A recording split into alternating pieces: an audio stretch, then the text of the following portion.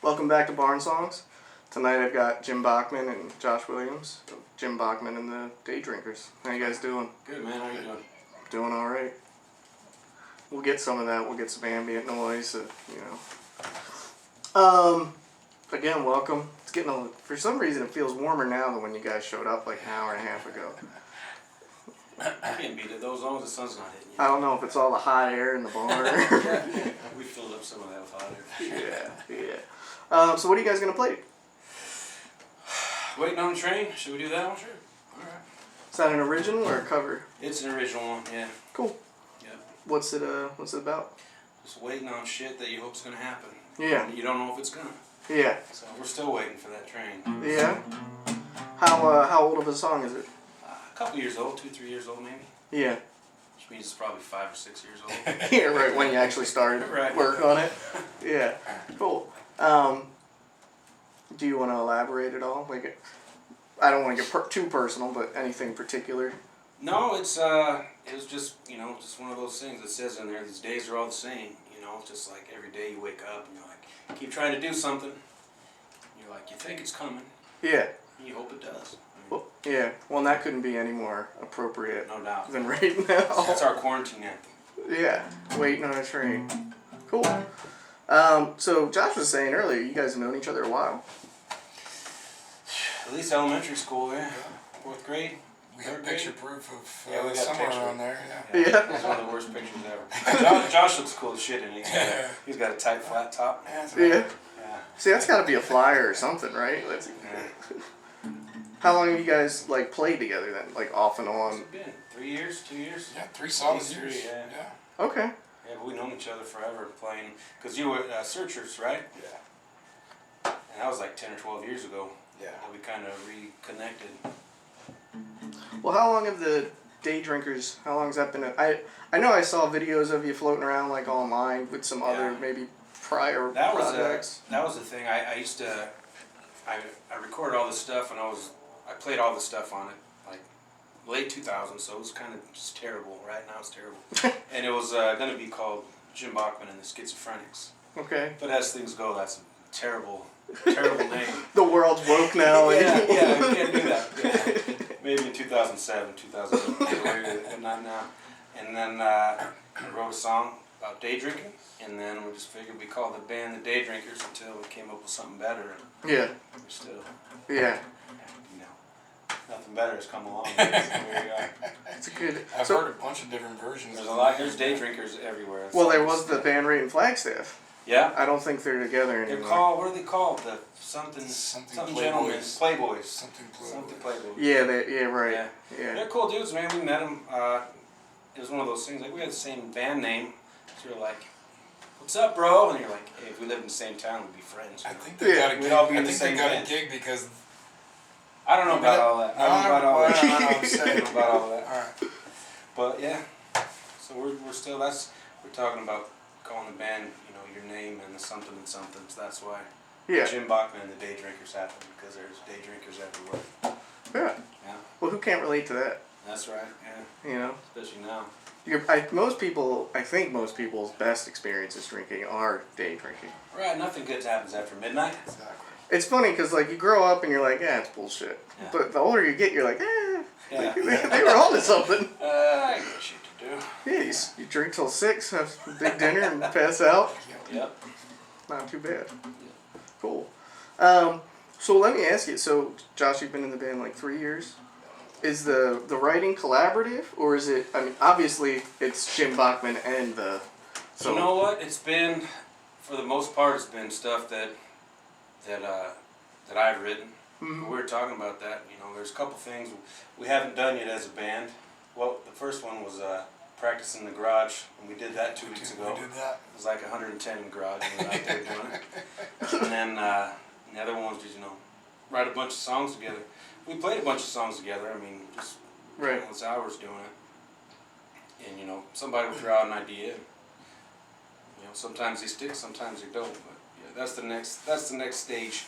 Yeah. For us. We all appreciate his songwriting prowess enough that we are very happy to let him bring things to the table. Because he writes everything. I mean, I'm happy to be a part of it. We're all very Yeah. content in just playing our parts and you know, showcasing the songs, you know. And if it that's all sucks, they tell me. Exactly.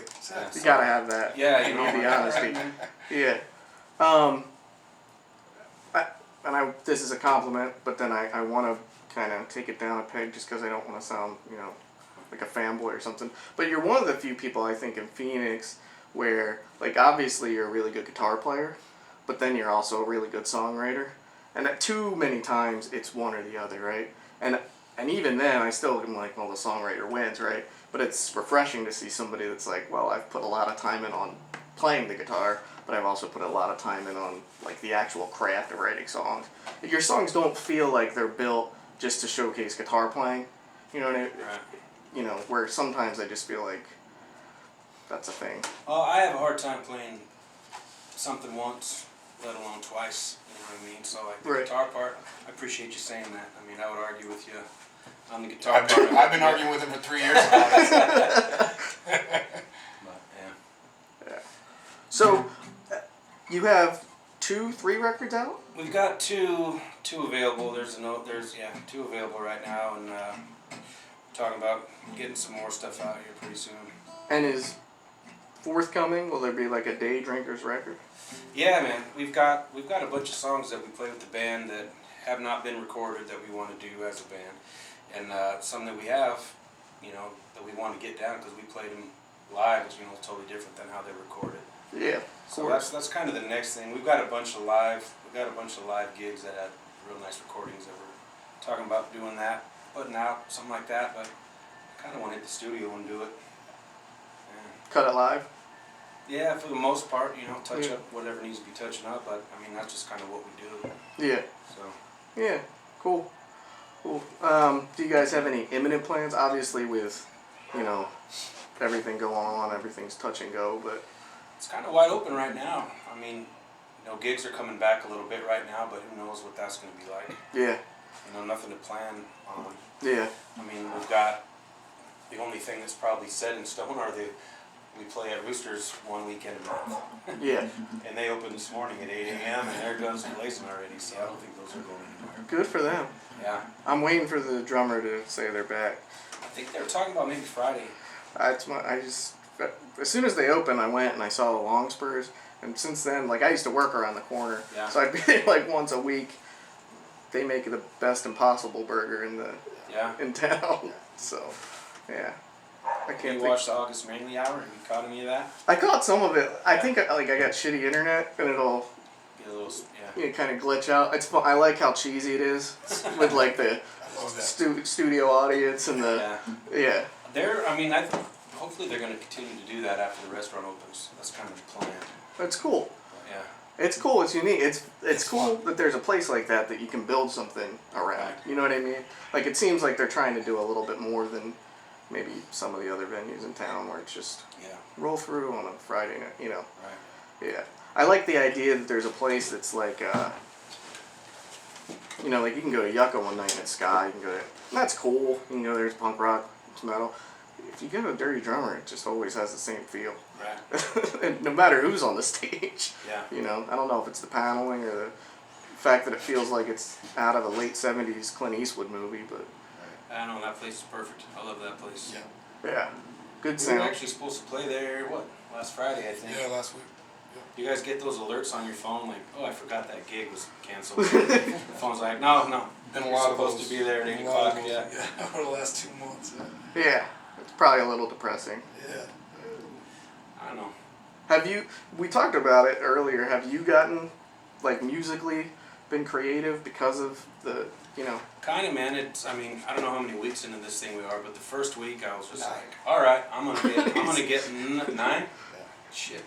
The first week I was getting real, you know, every night I was doing stuff, playing, and then the second week I was just kind of didn't do anything, and then the third week I kind of got back at it, and then this last week I've been trying to close the loop because I'm like, it's gonna be over here soon, and I haven't heard a damn song. I heard about 50, like half the songs. Yeah. So like last night you're talking about process, like I was just going through a lot of stuff that I had written and then a lot of different things, just trying to, it's like Legos, just seeing if this Yeah. Pete works over here, and like, oh, maybe that's the bridge or whatever. So Yeah. that's kind of what I've been doing. Playing a lot of piano around the house. Yeah. Yeah, which is.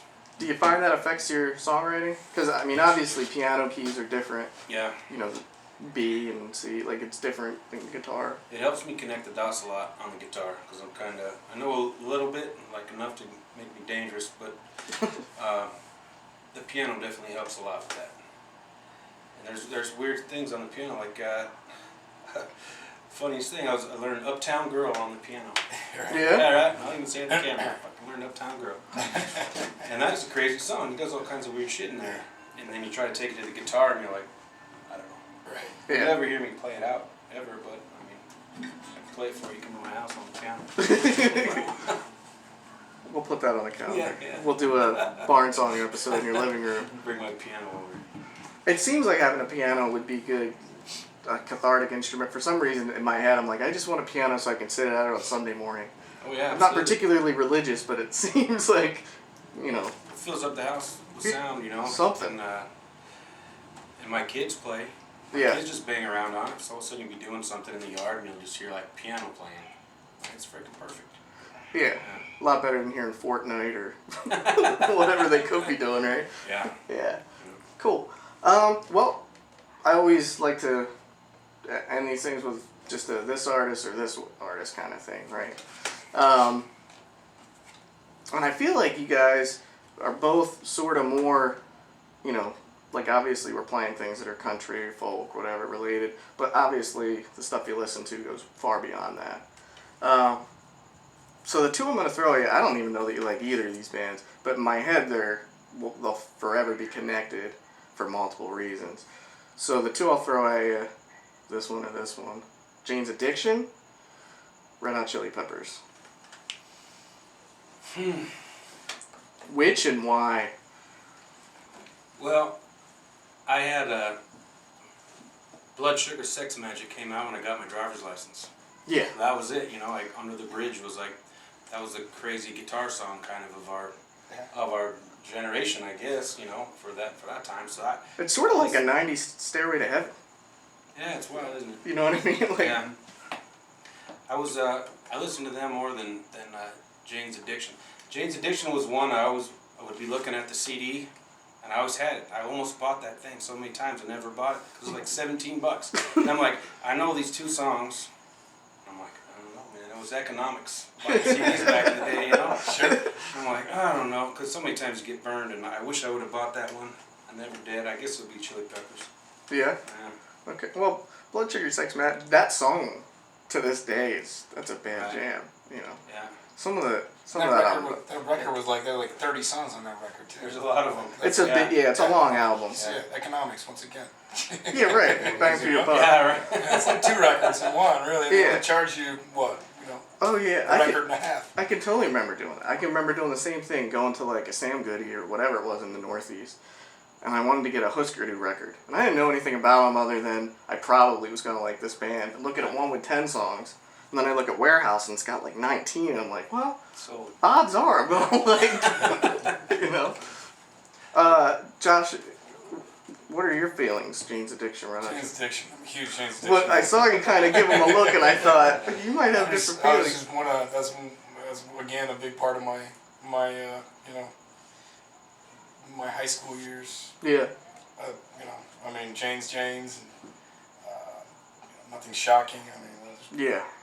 great records. Yeah. Summertime Rolls. It's a shame because for as unique as they were, and they were like a little bit ahead of the curve for the whole 90s thing, they really only put out, I guess technically you could say 3 records. They kept going longer than most of the rest of them did, though. I mean, they're still putting out stuff, you know. Yeah. None of them died. No, which is somewhat, that's surprising. Very proud. If you've ever read, still alive. if That's you've ever pretty read impressive, you know what his, I mean? his biography, if you've ever read it, it's, yeah, they You were ever seen the movie Wish? pretty He did prolific. back in the early 90s? I never saw that.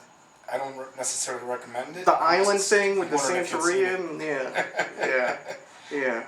Well, all right. So let me ask you this, right? Because this, I'll reserve my opinion. But so there's the Red Hot Chili Peppers record with Navarro on it, and it's very '90s. Like that came out like in '95, so it's right in the middle of all the weirdness that I love about the '90s. Like, how do you guys feel about that record, One Hot Minute? I don't know that record all that well. I knew that one. I dug it. I can't remember what the hit was. It was the one from the Coneheads, wasn't it? Wasn't it using the Coneheads movie? That was. I don't think that song was on the Soul to record. Squeeze, yeah. Oh, that was that era of it, right?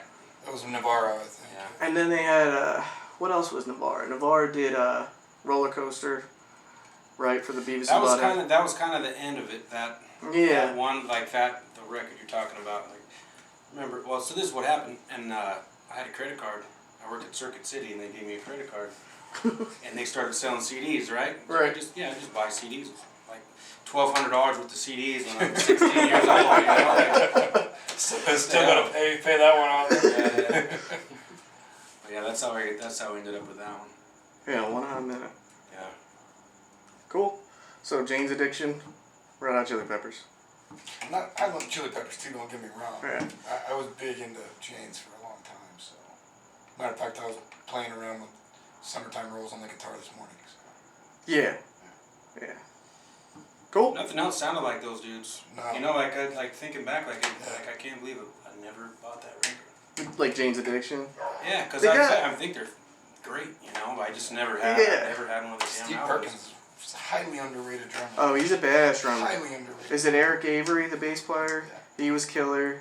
I mean, obviously, Dave Navarro's a nasty guitar player. They're one of those weird bands. I mean, they encapsulate Southern California in a way that a lot of other bands don't. Like, And pre-grunge era. I mean, that was like 88 to Yeah. 91 kind of thing, you know. they were ahead of it. Yeah. Yeah. You know, it's almost funny. Like, you almost feel like they should have been bigger than they were. I mean, depends on who you're asking, but they're pretty big. They were pretty big. Yeah, you know, they were like you said, encapsulating Southern California. You're saying something right there. You know? That's true. That's true. Yeah. Cool. All right.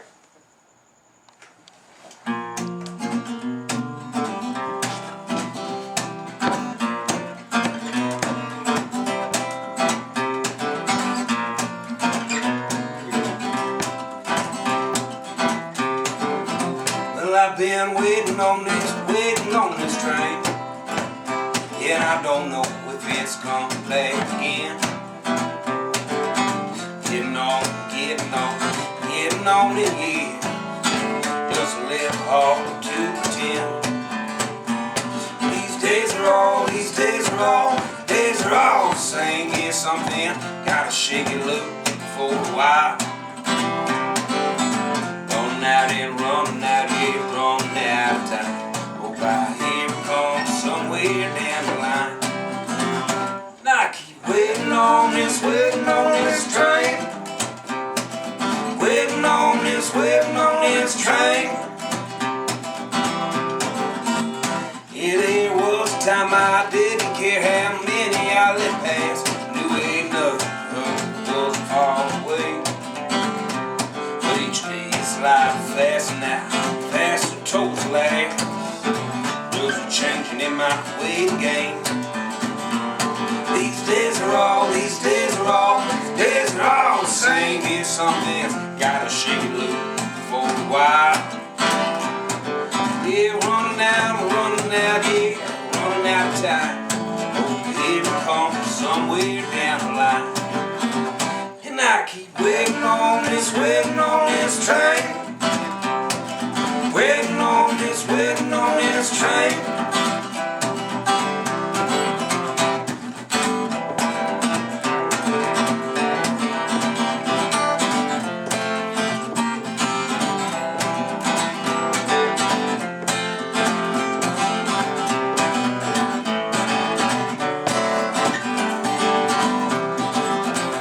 And I keep waiting on this train.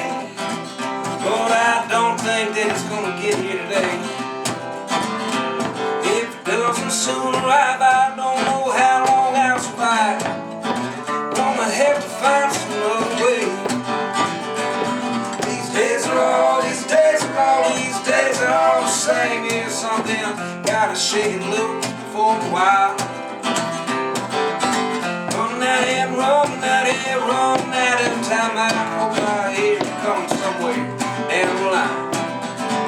And I keep waiting on this train. on this train. Waiting on this train. Waiting on this train.